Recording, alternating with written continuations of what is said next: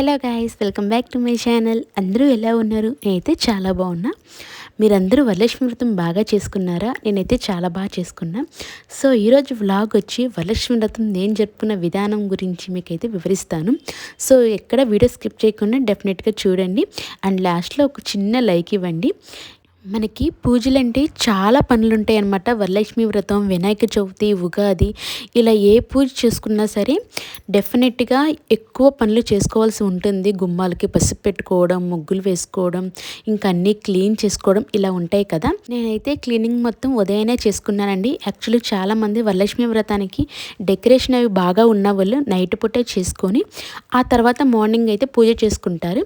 నేను యాక్చువల్లీ ఆ రోజే స్టార్ట్ చేశాను అనమాట. ఇంకా యాక్చువల్లీ ఈ వ్లాగ్ పెట్టడానికి చాలా లేట్ అయిపోయింది. నాకు కొన్ని ఫంక్షన్స్ ఉండటం వల్ల ఈ వ్లాగ్ పెట్టడం అయితే కుదరలేదు. సో అందుకని ఇప్పుడు పెడుతున్నాను.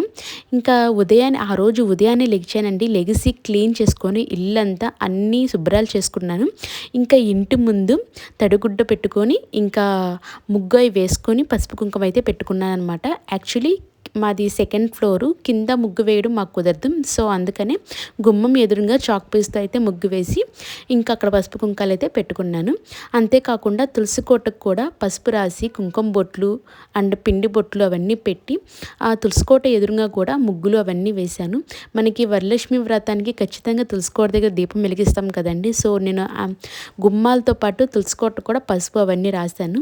ఇంకా గుమ్మాల వాటికి కూడా శుభ్రంగా పసుపు రాసి కుంకుమ బొట్లు పెట్టి అన్నీ క్లీన్గా పెట్టాను అనమాట. యాక్చువల్లీ ఇక్కడ నేను కలశ స్థాపన చేయడానికి అయితే రెడీ చేస్తున్నాను పూజకి. ఈ పీట నేను ఒక చోటన కొన్నాను అనమాట. చాలా తక్కువలో వచ్చింది. యాక్చువల్లీ బయటే తీసుకున్నాను, ఆన్లైన్లో కాదనమాట. ఇంకా ఈ పీటకి పసుపు రాసి కుంకుమ బొట్లు అవి పెడుతున్నాను. ఆ తర్వాత ఒక అరిటాకేసి కొంచెం బియ్యం అయిపోసి కలశ స్థాపన అయితే చేస్తున్నాను అనమాట. యాక్చువల్లీ చాలామంది కలశ స్థాపన అయితే చేస్తున్నారు. ఇంకా ఆనవాయితీ లేని వాళ్ళైతే పటం పెట్టుకొని ఆ పటానికైనా సరే మనం పూజ చేసుకోవచ్చు. మనం ఏ విధంగా పూజించినా అమ్మవారికి వెళుతుందనమాట. సో నేను ఫస్ట్ నుంచి కలశం అయితే స్థాపన చేసేదాన్ని. సో ఖచ్చితంగా వరలక్ష్మి వ్రతానికి, వినాయక చవితికి ఖచ్చితంగా కలశ స్థాపన అయితే చేస్తాను. సో నేను అందుకని ఈ ఇయర్ కూడా కలశ స్థాపన అయితే చేశాను. ఇంకా ఈ అరటి గెలలు పెట్టిన స్టాండ్ అయితే నాకు చాలా బాగా నచ్చిందండి. యాక్చువల్లీ ఈ స్టాండ్ ఈ సంవత్సరమే తీసుకున్నా, మీషోలో తీసుకున్నా అనమాట. చాలా బాగుంది. యాక్చువల్లీ ఇంతవరకు పూజలో అరటి పిలకలు పెట్టాలంటే చాలా కష్టపడేదాన్ని. నేను ఒక డబ్బా లాంటివి చూసి వాటిలో ఇసుక పోసి వాటిలో నిలబెట్టేదనమాట. చూడ్డానికి కూడా చాలా చిరాగ్గా ఉండేది, అందంగా ఉండేది కాదు. సో ఈసారి నేను ఎక్కడో చూసి ఇంకా మీషోలో అయితే బుక్ చేసుకున్నాను అనమాట. స్టాండ్స్ అయితే చాలా బాగా వచ్చినాయి, చాలా బాగా నిలబడినవి కూడా అరటి పిలకలు. మనకి పూజకి చాలా అందం వస్తాయి కదా ఇవి. సో అందుకని డెఫినెట్గా పెట్టాలని నేను ఇవైతే బుక్ చేసుకున్నాను. చాలా బాగున్నాయి, నాకు బాగా నచ్చింది. ఒకసారి ఎవరికైనా కావాలంటే డెఫినెట్గా తెప్పించుకోండి.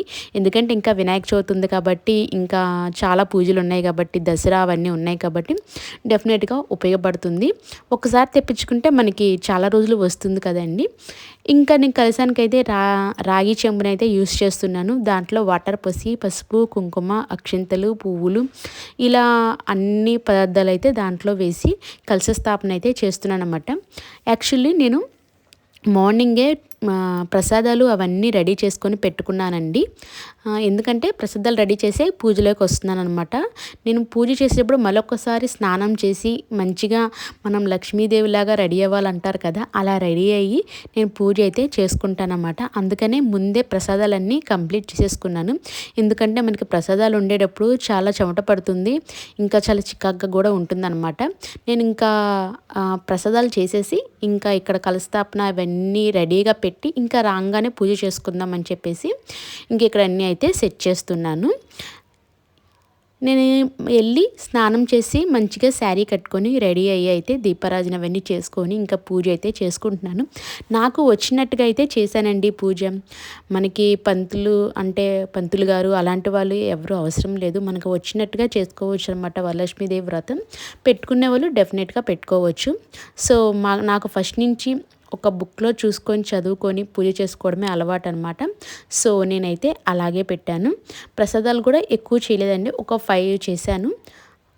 అండ్ కొన్ని ఫ్రూట్స్ అవన్నీ పెట్టాను అనమాట. ఇంకా అమ్మవారికి చీర, గాజులు, పసుపు కుంకుమ తాంబూలం అవన్నీ అయితే పెట్టుకుంటాను ప్రతి సంవత్సరం. సో అవి ఈ సంవత్సరం కూడా పెట్టానన్నమాట. మంచిగా పూజ నాకు వచ్చినట్టుగా అయితే చేశానండి. మామూలుగా ప్రతి ఒక్కరూ వరలక్ష్మి వ్రతం వినాయక చవితి అయితే డెఫినెట్గా చేసుకుంటారు వాళ్ళ ఇంట్లో. ఎందుకంటే అమ్మవారి ఆశీస్సులు ఉంటేనే కదా మనం బాగుండేది. సో నేనైతే ప్రసాదాలకి పరవన్నం, గారెలు, పూర్ణాలు చేయలేదండి. నాకు పూర్ణాలు చేయడం రాదు. చాలామంది పూర్ణాలు ఖచ్చితంగా పెడతారు, బట్ నాకు కుదరలేదు. నేను అందుకనే పరవన్నం అయితే పెట్టుకున్నాను. ఇంకా గారెలు, శనగలు, పులిహోర, ఇంకా అమ్మవారికి ఇష్టమని చెప్పేసి దద్దోజనం అండ్ చలివిడి అండ్ వడపప్పు, పానకం అయితే చేశాను. సో ఇవి మట్టుకే పెట్టుకున్నాను. నేను ఇంక అంతకన్నా ఎక్కువ ప్రసాదాలు అయితే చేయలేదు. కొన్ని రకాల ఒక 5-6 రకాల ఫ్రూట్స్ అయితే తీసుకొచ్చి అవి కూడా పెట్టానండి. ఈ ఇయర్ నేను వెండి లక్ష్మీదేవి విగ్రహం కూడా తీసుకున్నాను. యాక్చువల్లీ ఎప్పటి నుంచో తీసుకుందాం అనుకుంటున్నాను, బట్ నాకు కుదరలేదు. సో ఈసారి డెఫినెట్గా తీసుకోవాలని చెప్పేసి ఖచ్చితంగా ట్రై చేసి తీసుకున్నానండి. చాలా బాగుంది. ప్రతి సంవత్సరం నేను రాగిది కాదు, ఇత్తడిది పెట్టేదాన్నమాట. ఇత్తడి బొమ్మ, లక్ష్మీదేవి బొమ్మకైతే పూజ చేసేదాన్ని. సో ఈసారి వెండి లక్ష్మీదేవి విగ్రహానికి అయితే పూజ చేశాను. ఫైనల్ లుక్ అయితే పూజ ఇలా వచ్చింది.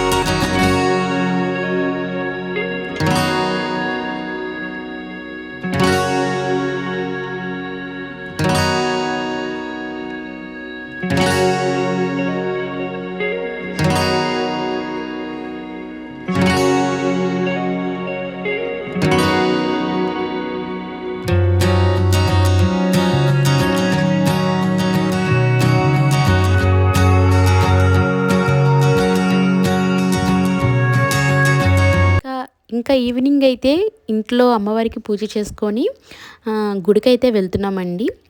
సో ఆ గుడికి వెళ్ళి నేను తాంబూలం అది ఇస్తాను ప్రతి సంవత్సరం అనమాట. సో అందుకని గుడికైతే వెళ్తున్నాము.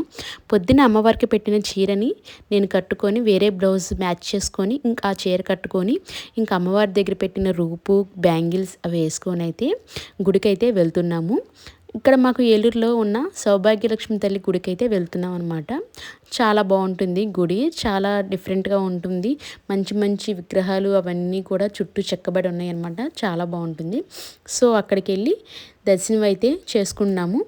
ఇంకా ఇక్కడ తాంబూలాలు ఇవ్వాలనుకున్నాను కదా, ఇంకా అన్నీ రెడీగా పెట్టుకొని అయితే తెచ్చుకున్నాను అనమాట. అన్ని తాంబూలాలు ఇక్కడే ఇచ్చేస్తాను. సో నేను లోన చూపించకూడదండి, ఎందుకంటే మనకి అలాగా టెంపుల్స్లో చూపించకూడదు కదా. సో అందుకని నేను లోన విగ్రహాన్ని అయితే చూపించట్లేదు. ఇంకా ఇక్కడైతే తాంబూలం అయితే ఇస్తున్నాను అనమాట. జాకెట్ ముక్క, తాంబూలం, ఆకు ఒక్క ఇలా అన్నీ పెట్టి తాంబూలం పెట్టి అక్షంతలు అయితే వేపించుకుంటున్నాను. ప్రతి సంవత్సరం ఇలా చేస్తూ ఉంటానండి. ముందుగా మేము వరలక్ష్మి వ్రతం వచ్చినా లేదా వినాయక చవితి వచ్చినా లేదా దసరా కానీ ఉగాది కానీ ఏ ఫెస్టివల్ వచ్చినా సరే మార్నింగ్ ఇంటిలో పూజ చేసుకొని ఈవినింగ్ ఖచ్చితంగా గుడికి వెళ్ళి దండం అయితే పెట్టుకుంటాము దేవుళ్ళకి. అది మాకు ఫస్ట్ నుంచి మేము అది ఫాలో అవుతూ వస్తున్నాం అనమాట. ఎందుకంటే మంచి రోజుల్లో ఖచ్చితంగా దేవుడి గుడికి వెళ్తే మంచిది కదా అని చెప్పి, ఆ దైవ దర్శనం చేసుకుంటే మంచిది కదా అని చెప్పేసి ఫస్ట్ నుంచి మాకున్న నమ్మకం. సో ఆ రూపంగానే ప్రతి పండక్కి మేము మార్నింగ్ ఇంట్లో పూజ చేసుకొని సాయంత్రం అయితే గుడికి వెళ్ళి ఆ దేవుణ్ణి అయితే దండం పెట్టుకొని వస్తూ ఉంటాము. ఇంకా ఇక్కడ సౌభాగ్యలక్ష్మి తల్లి గుడిలో తాంబూలాలు అవన్నీ ఇచ్చేసిన తర్వాత మేము ఇంకా దగ్గరలో ఉన్న అంబికాదేవి గుడికి కూడా వెళ్ళామన్నమాట. ఈ 2 గుళ్ళు దగ్గరలో ఉంటాయి. సో ఇక్కడ దాకా వచ్చాము కదా అని చెప్పేసి అంబికాదేవిని కూడా దర్శించుకుందాం శ్రావణ మాసం అని చెప్పి ఇక్కడికి కూడా వచ్చాము. మీకు అందరికీ తెలిసిందే, ఏలూరులో అంబికాదేవి గుడి చాలా ఫేమస్. అంబికా దర్బార్ బత్తి ఎంత ఫేమస్సో అంబికాదేవి గుడి కూడా అంతే ఫేమస్. అంబికా దర్బార్ బత్తి వాళ్ళే అంబికాదేవి గుడిని స్థాపించారనమాట. సో ఇక్కడ అమ్మవారికి దండం పెట్టుకోవడానికి అయితే ఇక్కడికి వచ్చాము. అమ్మవారి దర్శనం కోసం అయితే వచ్చాము. అప్పటికి కరెక్ట్గా హారతి ఇస్తున్నారన్నమాట. చాలామంది జనాలు నిలబడి ఉన్నారు. సో మేము ఇంతలో పక్కన మహాశివుడు శివలింగం అయితే ఉంటే ఆయనకి అభిషేకం అయితే చేస్తున్నాం అన్నమాట. అభిషేక జలాలతో చేస్తున్నాం.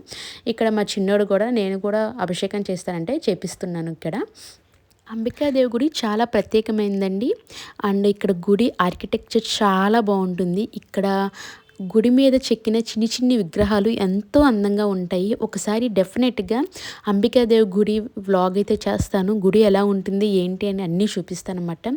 ఇక్కడ ప్రత్యేక రోజుల్లో అమ్మవారికి మంచి అలంకరణలు చేసి మంచి స్పెషల్గా పూజలు చేస్తూ ఉంటారన్నమాట. ప్రత్యేకమైన పూజలు చేస్తూ ఉంటారు. సో ఆ రోజు కూడా ప్రత్యేకంగా పూజలు చేశారు. ఇంకా శ్రావణ మాసంలో ప్రతి వారం ఏదో ఒక పూజ చేస్తూ ఉంటారన్నమాట. సో అవన్నీ కూడా అక్కడ చెప్తారు. నేనైతే ఇంకా అవన్నీ సరిగ్గా పట్టించుకోలేదు. కొంచెం హడావుడిలో ఉన్నాను ఇంటికి వెళ్దామని చెప్పేసి. అప్పటికే లేట్ అయిపోయింది, 10 అయిపోయింది అన్నమాట. ఇంటికే వెళ్ళాలి.